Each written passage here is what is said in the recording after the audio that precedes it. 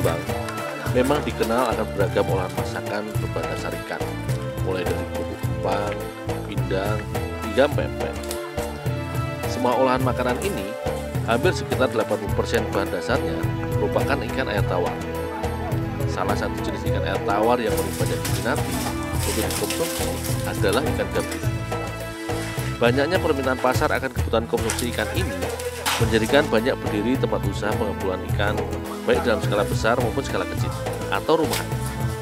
Salah satunya di lorong Diponegoro, seputaran Jalan Kiai Haji Asari, Kecamatan Wilayah 12 Hulu, Kota Palembang ini. Dalam sehari, usaha pengepulauan ikan milik Haji Johan ini mampu menampung sekitar 5 ton ikan gabus hasil kiriman dari para nelayan di seputaran wilayah Palembang dan juga dari daerah lain seperti Jambi dan Riau.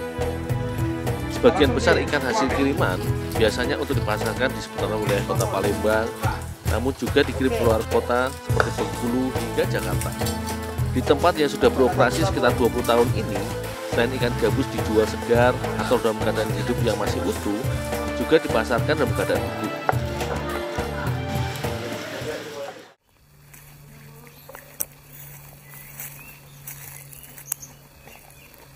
Bagi masyarakat Palembang, ikan gabus memang paling sering digunakan sebagai bahan dasar olahan makanan pempek. Namun terdapat salah satu masakan khas Palembang yang sangat digemari tetapi cukup jarang ditemui, yaitu sate ikan. Berdasarkan namanya, olahan makanan ini tentunya berbahan dasar ikan. Namun bagi masyarakat Palembang, sate ikan lebih nikmat dalam menggunakan bahan daging dari ikan gabus.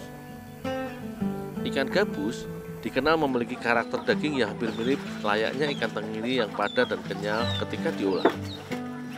Berdasarkan penelitian, ikan yang termasuk dalam ikan predator air tawar ini juga memiliki kandungan albumin, yaitu senyawa dalam protein yang tinggi serta bermanfaat bagi tubuh bila dikonsumsi. Ini dulu bawa ke atas piring. Oh, ya Bu. Ya, ya.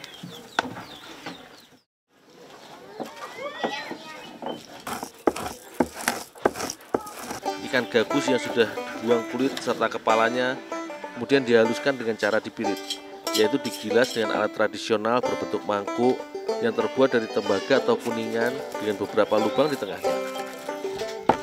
Meski sederhana, menghaluskan atau menggiling ikan dengan teknik dan alat ini sangatlah efektif, karena daging ikan dapat dipisahkan dari duri-duri lembut melalui lubang kecil pada piringan logam ini.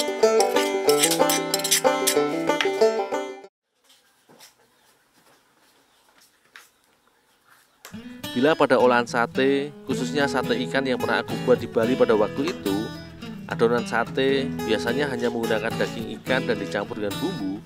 Namun sate ikan khas Palembang menambahkan buah labu siam dalam komposisi bahannya.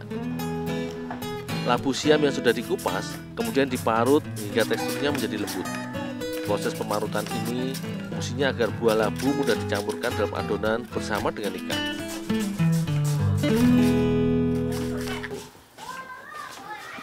Bu, Ya. iwaknya udah dipirit ini Bu? Ya, ya. Nah, ini kasih garam, cuci. Oh, ya Bu. Ya, ya.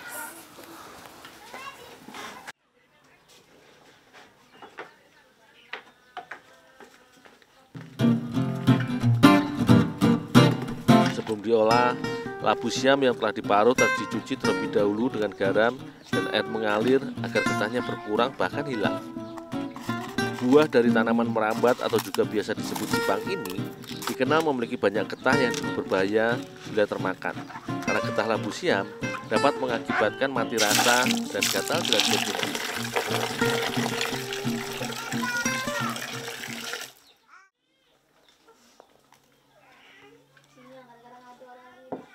Sementara aku membantu membersihkan labu siam, Ibu Laila mengolah bumbu sederhana yang terdiri dari ketumbar, merica, bawang merah dan bawang putih yang dihaluskan bersama serta menjadi kunci cita rasa olahannya.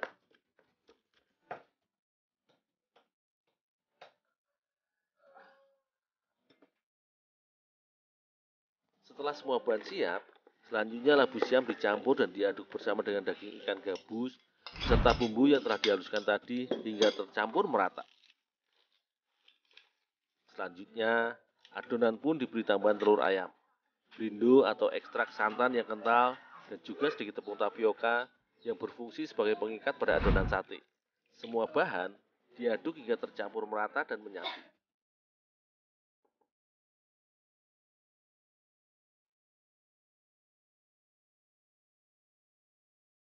Sate ikan khas Palembang sebenarnya lebih mirip dengan olahan pepes atau botok, di mana adonan dibungkus dengan daun pisang, kemudian dimatangkan dengan cara dikukus.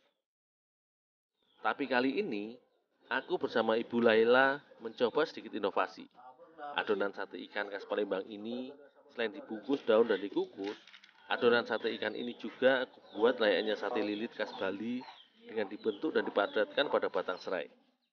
Penggunaan batang serai di sini selain berfungsi sebagai pegangan atau tusukan layaknya tusuk sate, batang serai juga berfungsi menambah sensasi serta aroma pada adonan sate ketika dibakar nanti.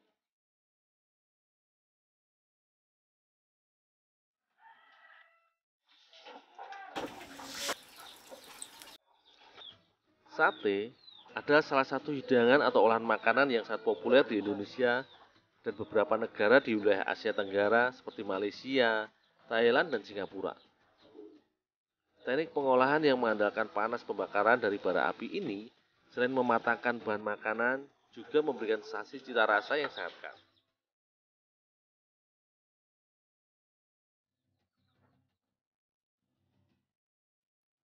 Sementara aku membakar adonan, Ibu Laila mengukus adonan sate ikan.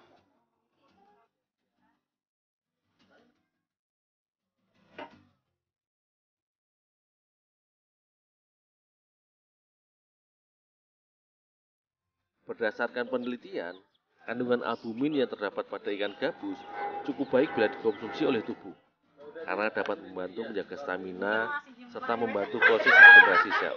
Selain itu, buah labu siam juga kaya zat antioksidan.